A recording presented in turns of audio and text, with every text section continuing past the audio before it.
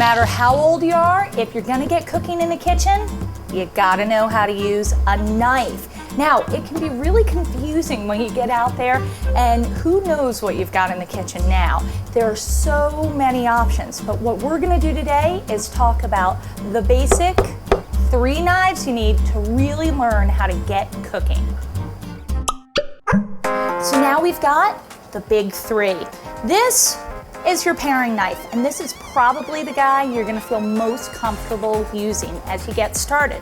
It's great for little jobs, taking the tops off of strawberries, maybe slicing some bananas. This is your starter knife. This is one that you'll feel comfortable with before you move to the big guns.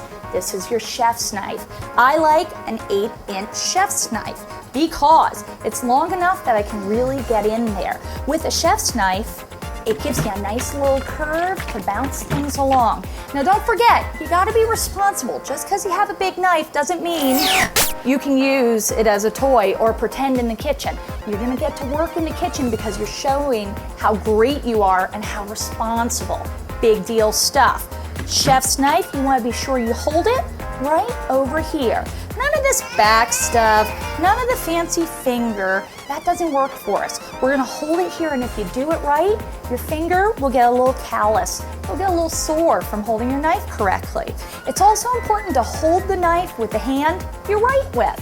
You don't wanna be cutting with the wrong hand. You don't have enough power. And that brings us to our serrated knife. Now this guy looks a lot like a saw, and it's the same basic principle. We're gonna use this knife with a sawing motion wherever we've got something squishy.